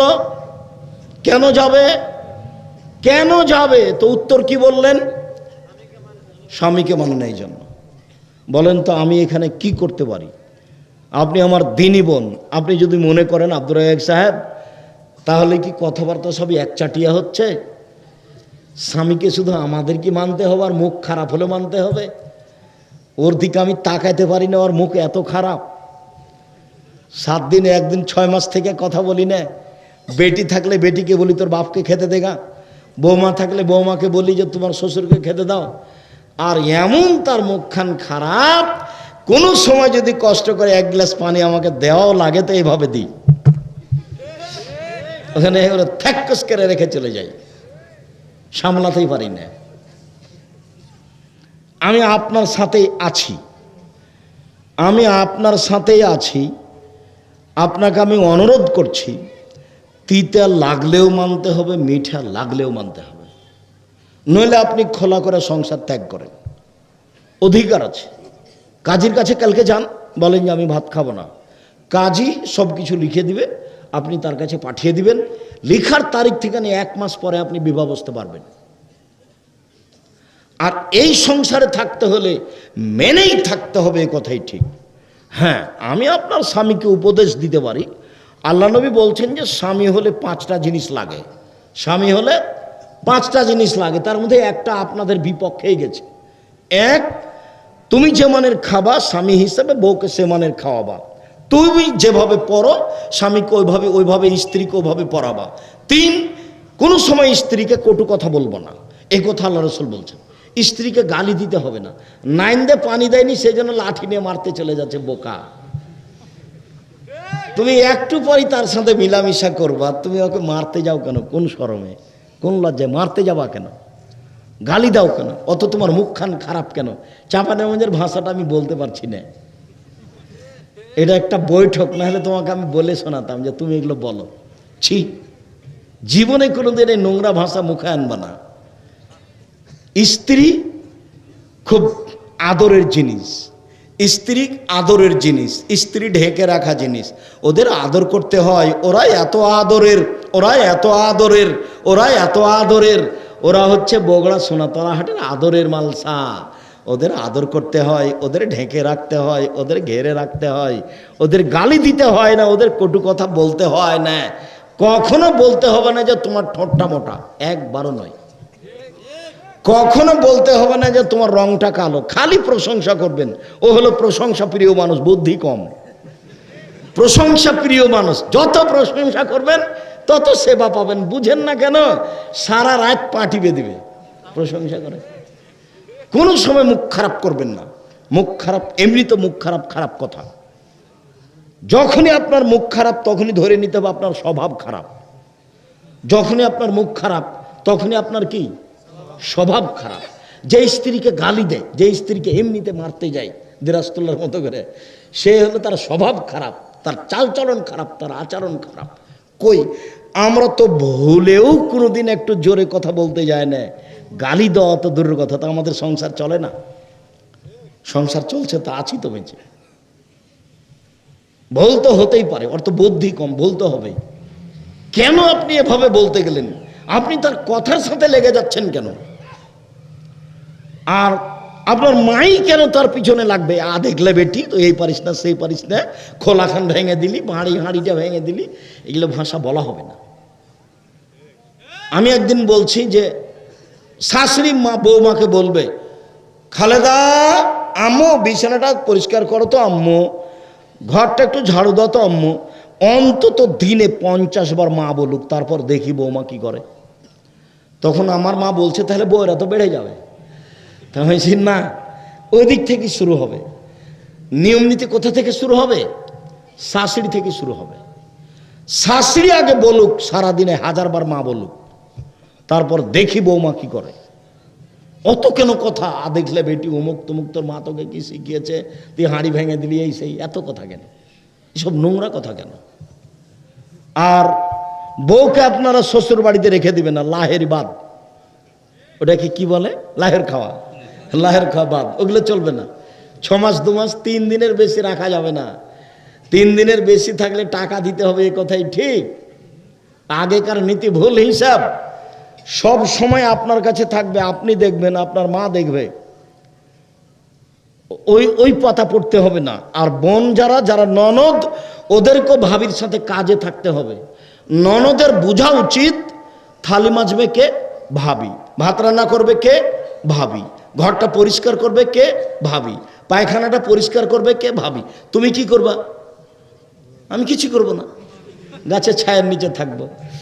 পাগলি, তুমিও যে যেদিন ভাবি হয়ে যাবো সেদিন যে তুমিও কষ্ট পাবা। যে তুমি তোমার ভাবির সাথে থাকো, তাহলে তোমার ননদেরও তোমার সাথে থাকবে ইনশাআল্লাহ। তুমি তোমার ভাবির সাথে থাকো, সব সময় তার সাথে ভালো আচরণ করো, লেনদেন ওরা বড় ভাবি বলে সম্মান করো, মায়ের মতো সম্মান করে থাকো। যতই খারাপ লাগুক, ভাবির ভুল হতেই পারে, ও তোমার বড় ভাবি, তুমি মায়ের মতন সম্মান দিয়ে থাকো। অবশ্যই তুমি যেদিন সংসারে যাবা, তোমার ননদেরাও তোমাকে এইভাবে মেনে চলবে। আল্লাহর রহমতের অভাব নেই, আল্লাহর রহমতের অভাব নেই। অতএব আপনাকে এভাবে আগিয়ে আসতে হবে, এই কথাই ঠিক। আপনি আমার দিনী বোন, আপনাকে স্বামীকে মেনে চলতে হবে, এই কথাই ঠিক। আর আপনি আমার দিনী ভাই, 1 কাপড় ভালো দিবেন, 2 খাওয়ার ভালো দিবেন। 3, কখনো কটু কথা বলবেন না, গালি দিবেন না। কটু কথা মানে গালি দেওয়া, বেফাস কথা বলা। 4, মারবেন না মুখের উপরে, যখন তখন মারতে যাবেন না। নাইন্দা পানি দেয়নি সেজন্য মারতে যাচ্ছে, ই কোন কথা?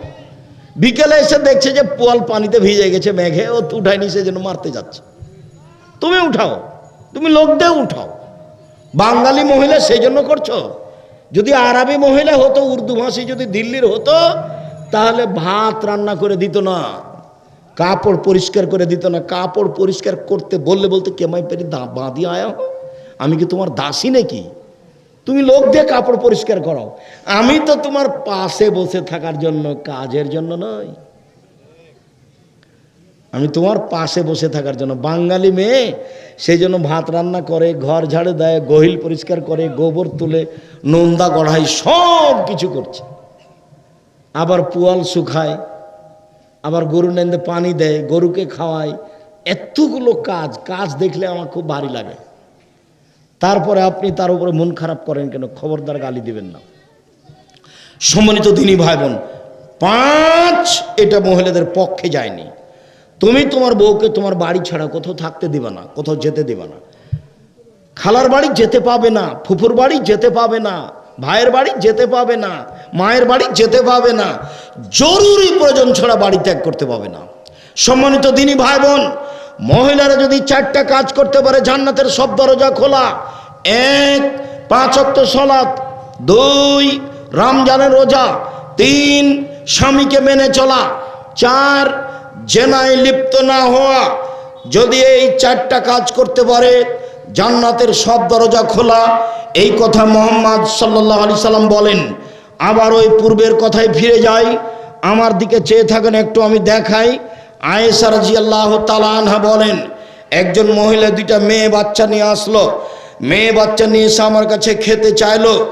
আমি পুরো বাড়ির তল্লাশি চালালাম, একটা খেজুর ছাড়া বাড়িতে কোনো কিছু ছিল না। একটাই খেজুর আমি মহিলার হাতে দিলাম।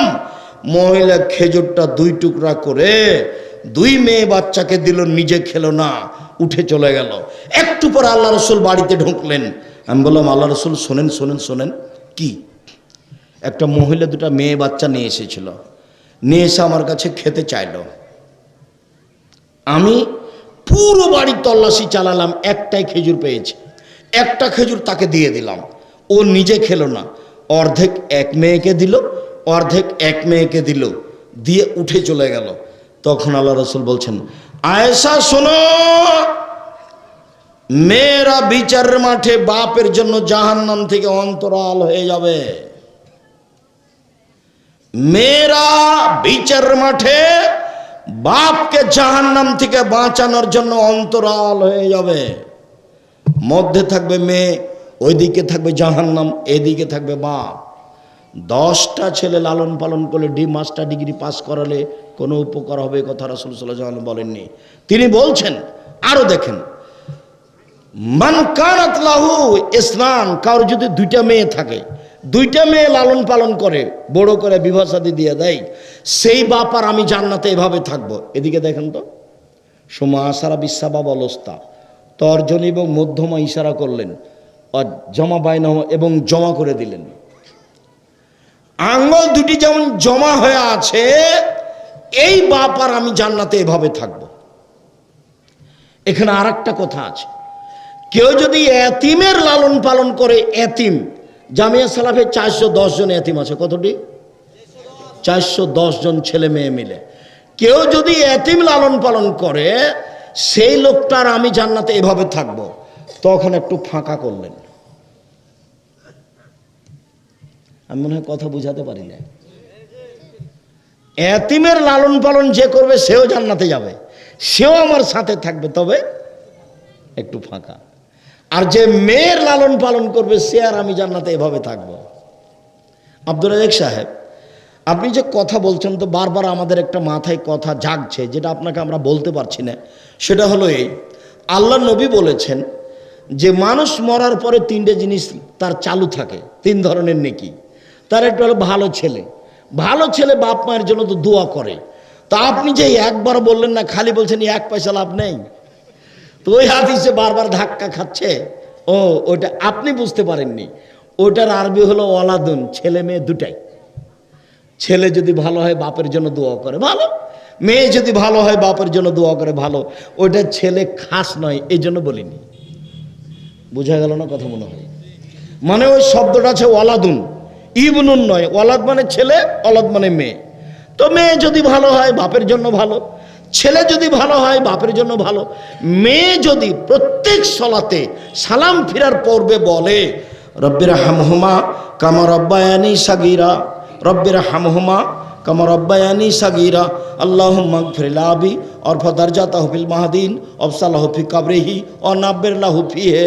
মেয়ে যদি বলে আল্লাহ আমার বাপকে ক্ষমা করো, আমার বাপকে উচ্চ মর্যাদা দাও, আমার বাপের কবরটা প্রশস্ত করো, তুমি আমার বাপের কবরটা আলোকিত করো, এটা মেয়ে বলতে পারে না? তো এ হলো ভালো মেয়ে। তো ছেলে খাস নয়, এই জন্য কথা বলিনি। আর মেয়েদের সব এক চাটিয়ে খাস। আবার বলছেন কেউ যদি 3টা মেয়ের লালন পালন করে ফালাহুল জান্নাহ, জান্নাতে যাবে। একবার তো বললেন এইভাবে, আবার বলছেন জান্নাতে যাবে, আবার বলছেন এইভাবে থাকবে। তাহলে মেয়েদের মান মর্যাদা আসলে আপনাকে ভালো করে বুঝাতে পারি না। মেয়েরাও বুঝলো না, ওরা মনে করলো ব্যাংকে চাকরি করলে এস্টাবলিশড হতে হবে। ওরা কি করলো, কি বুঝলো? নিজের পায়ে দাঁড়াতে হবে, ওর স্বামী দিয়ে হয় না। তাহলে কিসের পায়ে দাঁড়াবে? নিজের পায়ে। আর একটা ভাষা কি ব্যবহার করছে? এস্টাবলিশড হতে হবে, এস্টাবলিশড হতে হবে। বাহ, ও বাপ মা বুঝে না কিন্তু এই ভাষা। ও কিন্তু বলছে এইগুলো ভাত রান্না করে হবে না, কাজ করে খেতে হবে। পাগলি, কাজ করে খেতে হবে? আল্লাহ বলছেন অমি আইতিহান খালাকালামিনান সুগাজুন ইলাইহা, পৃথিবীর মানুষ তোমাদের স্ত্রীকে তোমাদের মধ্যে থেকে সৃষ্টি করেছি যাতে করে তোমরা সেখানে শান্তি তৃপ্তি পাও। স্ত্রী শান্তি তৃপ্তির বস্তু, স্ত্রী আদরের বস্তু।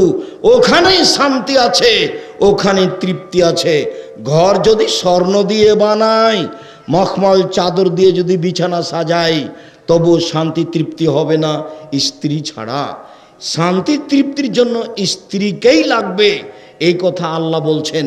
অতএব আল্লাহ তাদের ভিন্নভাবে মর্যাদা উল্লেখ করেছেন। তারা বেগম রোকেয়া যেটা বলেছে সেটা ভুল বলেছে। বেগম রোকেয়া বলেছে মহিলার হলো অবরোধবাসিনী। অবরোধবাসিনী কেন? কোথাও যেতে পাবে না। আরে হিন্দু মহিলাও যেতে পায় না। তাই তো রবি ঠাকুরের মা দোলনার মধ্যে থাকছে, ওটা কি বলে, পালকি। পালকির মধ্যে থেকে ওরা নিয়ে গিয়ে পানিতে ডুবিয়ে দিল, দিয়ে পালকিতে নিয়ে চলে আসলো, বাইরে বের হবে না যে। তো বেগম রোকেয়া বলছে ছি ছি ছি, এই পর্দা কেউ করে? কি পর্দা? আরে কানসার্ট শিবগঞ্জ থানার 10-15টা মেয়ে হজে যাবে, তো হজ কাফেলার মালিক চাঁপাইনবাবগঞ্জ ট্রেন স্টেশনে নিয়ে গেছে, দিয়ে পর্দা করে রাখবে, তো সেই জন্য ওদের উপরে একটা চাদর চাপিয়ে রেখেছে। তো এখন স্টেশন মাস্টার বলছে কিসের বস্তা এগুলো রে, পা দিয়ে লাথিয়ে লাথিয়ে দেখছে কিসের। আচ্ছা বেগম রোকেয়া কি করলো বলেন তো দেখি? নিন্দা করলো। আসলেই কি এইটা? এইভাবে লিখেছে বেগম রোকেয়া। দেখবেন কেন এই নির্যাতন, দেখেন কেন হবো অবরোধবাসিনী। বইয়ের নাম কি? কেন হবো অবরোধবাসিনী। বেগম রোকেয়া যা লিখেছে তার বিপরীত লেখা আছে। বইয়ের নাম কি? কেন হবো অবরোধবাসিনী। বেগম রোকেয়া ওই চাদর দিয়ে ঢাকা আছে, ওরা হজ করতে যাবে সেই জন্য। তো হজ করতে যাবে একটু পর্দা করে যাবে, তো মোয়াল্লেম কি করেছে ওদের উপরে, কি করেছে, একটা চাদর দিয়ে রেখেছে। এখন স্টেশন মাস্টার বলছে কিসের বস্তা এগুলো, দেখি দিয়ে দেখছে পা দিয়ে লাথি। এইভাবে লেখা আছে, এইভাবে লেখা আছে। বলছে অবরোধবাসিনী বাড়ির বাইরে যাবে না। আল্লাহ বলছেন যে মহিলারা বাড়ির বাইরে যাবে, ওরা ঈদের মাঠে যাবে, ওরা মসজিদে যাবে, ওরা যুদ্ধের মাঠে যাবে। কোথায় যাবে? ওরা যুদ্ধের মাঠে যাবে, যোদ্ধাদের সেবা করবে ওরা। একাধিক বুখারী মুসলিমের হাদিস। তাহলে ঢেকে রাখা বস্তু মানে, ঢেকে রাখা বস্তু মানে ঢেকে রাখতে হবে তার মান সম্মানের জন্য। প্রয়োজনে শ্বশুর বাড়ি যাবে, প্রয়োজনে রাস্তাঘাটে যাবে, প্রয়োজনে ডাক্তারের কাছে যাবে, প্রয়োজনে যে কোনো প্রয়োজনে যেখানে প্রয়োজন সেখানে যাবে, ইসলামী পোশাক পরে যাবে। কেন হব অবরোধবাসিনী? এই বই পড়তে হবে, অবরোধবাসিনী বই নয়। সম্মানিত দিনী ভাই বোন, উপস্থিত বৈঠকের মুসলিম বোন, শেষে বলে যাই 4টা কথা মনে রাখবেন। 1, 5 ওয়াক্ত সালাত। 2, হালাল রুজি। 3, কোরআন তেলাওয়াত, কোনো সময় ভুলবেন না, সব সময় বলছি কিন্তু। 4, 2 জন যেখানে বসে আছে সেখানে বসবেন না, মানে গল্প করার জন্য বসবেন না, মানে আড্ডা পিটার জন্য বসবেন না। এই কথাটা রক্ষা করার চেষ্টা করবেন। সম্মানিত দিনী ভাই বোন, আলোচনা শেষে আমাদের সব বইগুলি নিয়ে যাওয়ার জন্য আমি অনুরোধ জানাচ্ছি। বিশেষভাবে আব্দুল্লাহ লিখা আদর্শ শিক্ষা এবং আপনার ওই আরবি কায়দা, আর আমার লিখা যত বই আছে আল ইতিসাম পত্রিকা, আর প্রতিষ্ঠানের জন্য যার যতটুকু সম্ভব সহযোগিতা করে যাবেন। সহযোগিতার কথা বলেছেন, আপনাদেরকে আমি সকলকেই প্রতিষ্ঠানের জন্য দান করার ব্যাপারে অনুরোধ জানাচ্ছি। আর সবাই বইগুলো নিয়ে যাবেন, টাকা না থাকলে একটা আল ইতিসাম পত্রিকা নিয়ে যাবেন, এটা আপনাদের সম্পদ। লক্ষ লক্ষ টাকা খরচ করেন আপনারা, এগুলো আপনাদের সম্পদ। সম্মানিত দিনী ভাই বোন, অবশ্যই না একটা বই হাতে করে যাবেন, না 2টা বই হাতে করে যাবেন না। আর আব্দুল্লাহর তো সবার প্রিয় মানুষ মিন্নাতুল বাড়ি তো আছেই। আর এই রূপগঞ্জ, নারায়ণগঞ্জ, ঢাকায় সম্মেলন সামনে, এই বৃহস্পতিবারের পরের বৃহস্পতিবার ওই প্রতিষ্ঠান দেখতে যেতে হবে। তোমরা একটু ইনশাআল্লাহ বলো। এইখানে ট্রেনে উঠবা, একবারে ঢাকা নামবা, নেমেই 300 ফুট রাস্তার মাথায় পূর্বাচল, 300 ফুট রাস্তার মাথায় দেশ বিদেশের বড় বড় আলেম ওলামা থাকবেন। অনেক বড় প্রতিষ্ঠান, সবাইকে দেখার জন্য আমি অনুরোধ জানাচ্ছি। সেই দিন আব্দুল্লাহর আর একটা বুখারীর ব্যাখ্যা পাওয়া যাবে, মিন্নাতুল বারি 2য় খণ্ড। আর দুয়ার বইটা নিয়ে যাবেন, মরণ একদিন আসবে, এটা সবাই বই নিয়ে যাবেন। আমার দিনী বোনেরা যারা আছেন, মহিলা মানুষ, কেন হবো অবরোধবাসিনী সেটা নেবেন, কেন এই নির্যাতন কি তার প্রতিকার সেটা নেবেন। বইগুলো সবাই নিয়ে যাবেন, কেউ খালি হাতে যাবেন না। টাকা না থাকলে একটা পত্রিকা হাতে করে যাবেন। সম্মানিত দিনী ভাই বোন, আমি আপনাদের সকলকেই আন্তরিকভাবে দান করার জন্য এবং বই পুস্তকগুলি সংগ্রহ করার জন্য অনুরোধ জানিয়ে, আজকের আলোচনা মেনে চলার অনুরোধ জানিয়ে আপাতত কথা এখানে শেষ করলাম। সুবহানাকা আল্লাহুম্মা ওয়া বিহামদিকা আশহাদু আল্লা ইলাহা ইল্লা আনতা আস্তাগফিরুকা ওয়া আতুবু ইলাইক। আসসালামু আলাইকুম ওয়া রাহমাতুল্লাহ।